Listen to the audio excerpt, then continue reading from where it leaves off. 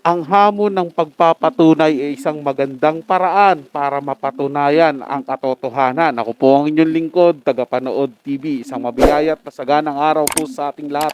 Welcome back po dito sa ating YouTube channel at Facebook page. Ngayong araw po ang ating bibigyan ng komento, reaction, opinion ay ang balitang ama ni Carlos Yulo. Hinamon si Chloe na tawagan sila para patunayan ang mga sinasabi nito, at ito po'y galing sa channel ni Showbiz Trend Update. Na sa description po yung link na kanyang channel, bisitahin po at pakisuportahan na rin. Kaya naman wag na po nating patagalin to, simulan na po natin ang ating reaction video sa araw na to mga tagapanood. Let's do this! Welcome back sa aking channel. Mark Andrew Yulo na ama ni Carlos hinamon si Chloe San Jose na tawagan siya ngayon mismo kung totoo na sila talaga ang humihingi ng sorry sa kanila.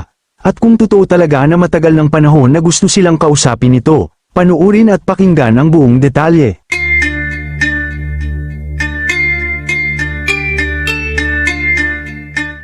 Mukhang hindi nga nagustuhan at tila nabastusan ng ama ni Carlos Yulo sa mga post ni Chloe San Jose laban sa kanila at mga kasinungalingan na ibinabato patungkol sa kanya at sa kanyang asawa na si Angelica Yulo. Matatandaan kasi na inakusahan ni Mark Andrew Yulo, ama ni Carlos Yulo, ang kanyang anak at ang kasintahan nitong si Chloe San Jose, na hindi sumasagot sa kanyang mga tawag. Nauna nang pinayuhan ni Mark si Carlos na humingi ng tawad sa kanyang ina na si Angelica Yulo.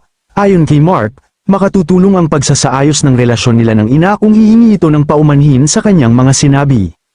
Naagad naman sinagot ni Chloe at sinabi na matagal na panahon na daw silang nagsosorry at sumusubok na makipag-usap sa ama ni Carlos at sa ina nito na si Angelica, ngunit sila naman daw ang ayaw makipag-usap sa kanila at isiniwalat din ni Chloe na naikwento sa kanya ng kanyang boyfriend na isinumpa ito ng kanyang magulang na hindi mananalo sa Olympics. Iginiit din ni Chloe na napatawad na nila si Mr. Yulo at Mrs. Angelica Yulo. Pero hindi naman pinalagpas ni Mr. Yulo ang kabastusan ni Chloe at muli itong nagkomento at kahit dismayado sa pag-uugali ni Chloe ay hinamon niya pa rin ito na tawagan siya upang maayos ang issue at lumino ang mga paratang laban sa ina ni Carlos. Nilinaw din ni Mr. Yulo na siya ang nagkomento noon at hindi ibang tao. Ito ang sinabi ni Mr. Yulo, "Ako yan, tawagan mo now, gusto ko magkaayos at maliwanagan silang lahat. Tinatawagan ko kayo ni Chloe, ayaw niyo sumagot, bakit ayaw niyong tumawag ngayon? Wait ko tawag nyo para malaman na nila na sinabihan ni Chloe ang nanay niya na magnanakaw. Wait ko tawag nyo, asan na yung tawag nyo? Yung mga bintang nyo sa nanay ni Chloe puro kasinungalingan, dapat maayos na ito." Samantala, wala pang tugon si Chloe San Jose sa mga naging pahayag ni Mr. Yulo. Kayo mga ka-showbiz, anong masasabi nyo sa ating showbiz topic ngayon? Kung may opinion kayo ay magkomento lang kayo sa aking comment section. At syempre kung bago pa lang kayo sa aking channel ay mag-subscribe na kayo para lagi kayong updated sa mga showbiz trends na ina-upload ko. Maraming salamat po. O ayan po mga tagapanood hinamon na ng tatay ni Carlos Yulo si Chloe para tawagan sila. Kasi kung totoo po yung sinasabi ni Chloe San Jose mga tagapanood na matagal na silang gusto makipag-ayos sa pamilya ni Carlos, 'di ba? Pero nagmamatigas po daw ata yung pamilya ni Carlos Yulo na makipag-ayos. O ayan ngayon, hinahamon po siya. 'Di ba? Dapat po, ayan, dapat sinagot niya po yan mga tagapanood. 'Di ba? Nag-chat pa rin po siya roon na ako po yung tunay na nag-comment. Ngayon tawag kayo. Mag-uusap tayo. Pero wala po sila. Tawag na lang po yun mga tagapanood. Yung yaya po ng tatay ni Carlos Yulo, tawag na lang po yun, tawagan sila. 'Di ba? Hindi na po, napakasimple lang po. Paghawak ng telepono, tatawag lang po mga tagapanood. Imposibleng wala silang number sa magulang ni Carlos Yulo. 'Di ba? Hindi na nga sinabi na punta kayo rito sa bahay o pupuntahan ko kayo, magkita tayo. Ang sinabi na lang po ng tatay ni Carlos Yulo, tawag kayo para magkausap-usap tayo. Pero 'di ba? Nananahimik sila, wala po silang ginawa. Hindi po sila tumawag at hindi na rin po sinagot yung comment doon ng tatay ni Carlos, 'di ba? Eh, yun po yung nagpapatunay mga tagapanood.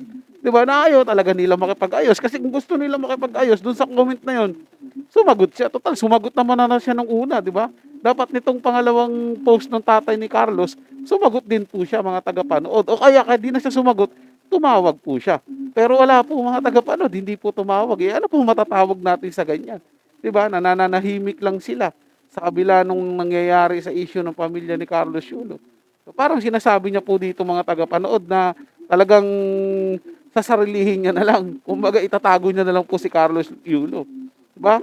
Kumbaga, hindi niya na po talaga ibabalik ito sa pamilya niya. Binubuo niya po talaga yung matinding galit sa puso ni Carlos na hayaan mo na sila, mamuhay na lang tayo na sa atin. Parang ganun po mga tagapanood. Kaya kung kayo po, kung ano po masasabi nyo rito sa video na to mga tagapanood, comment nyo lang po dyan, pupusuan at babasahin po natin yan. So yun lang po mga tagapanood, no? Nagustuhan nyo po yung ating talakayan sa araw na to at kung kayo bago lang po na napadaan dito sa ating channel, huwag nyo po sana kalimutan na mag-subscribe. Hit nyo na rin po notification bell para lagi po kayong updated sa mga bago pang video na ating ilalabas. Share, like, and comment din po kayo mga tagapanood atin yung babasahin at pupusuan. So hanggang sa muli po, ito yung Tagapanood TV. Komento at opinion lamang, wala pong personalan. Paalam po at mabuhay po kayong lahat.